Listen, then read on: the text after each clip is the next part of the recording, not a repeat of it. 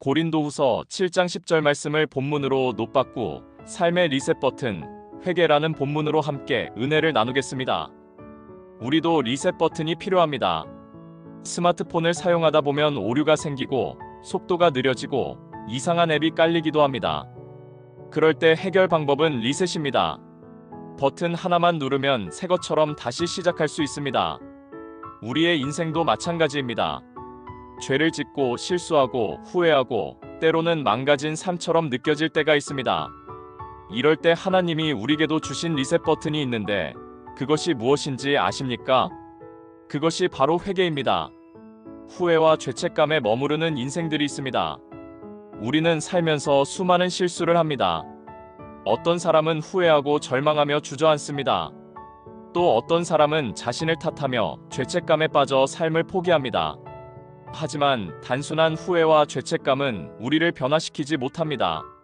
성경에 보면 후회만 하다가 무너진 사람과 회개하고 다시 일어난 사람이 있는데 무엇이 서로 다른 길을 선택하게 했을까요? 첫 번째, 후회하고 무너진 사람 가룟 유다가 있습니다.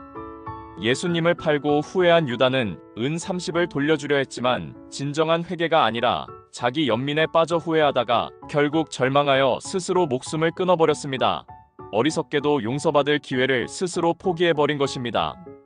세상의 근심은 사망을 이루는 것이니라. 고린도후서 7장 10절 말씀입니다. 두 번째, 회개하고 다시 일어난 사람 베드로가 있습니다.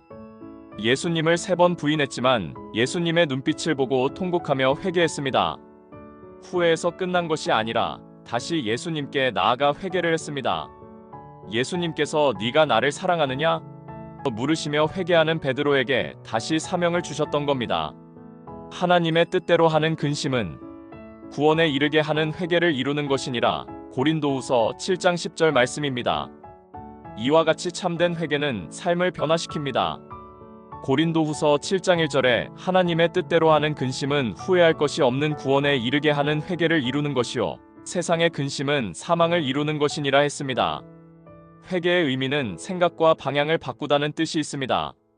단순한 감정적인 후회가 아니라 삶의 태도와 행동의 변화를 이야기하고 있습니다. 세상의 근심은 결국 절망과 파멸로 이끌게 됩니다. 하나님의 뜻대로 하는 근심은 구원과 변화로 이끌어갑니다. 말씀의 결론을 맺습니다. 오늘 즉시 삶을 리셋하시기 바랍니다. 혹시 후회와 죄책감에 머물러 있지 않습니까? 여러분, 그것이 무엇입니까? 하나님은 우리가 다시 시작하길 원하십니다. 지금이 리셋할 때 즉시 바꾸시길 축복합니다. 사도행정 3장 19절에 그러므로 너희가 회개하고 돌이켜 죄 없이 함을 받으라. 이같이 하면 새롭게 되는 날이 주 앞으로부터 이를 것이오 했습니다. 요한일서 1장 9절에 우리가 우리 죄를 자백하면 그는 미쁘시고 의로우사 우리 죄를 사하시며 우리를 모든 불의에서 깨끗하게 하실 것이오 했습니다. 오늘 회개의 리셋 버튼을 누르고 새로운 삶을 시작합시다. 핵심 메시지를 다시 요약해 말씀드리겠습니다. 후회는 절망으로 끝나지만 회개는 구원으로 이어집니다. 세상의 근심은 삶을 무너뜨리지만 하나님의 근심은 우리를 새롭게 한다. 회개는 죄책감에 빠지는 것이 아니라 다시 시작하는 것이다. 오늘 삶의 리셋 버튼을 누르고 하나님께 돌아가자. 회개는 부담이 아니라 다시 살 수 있는 기회입니다.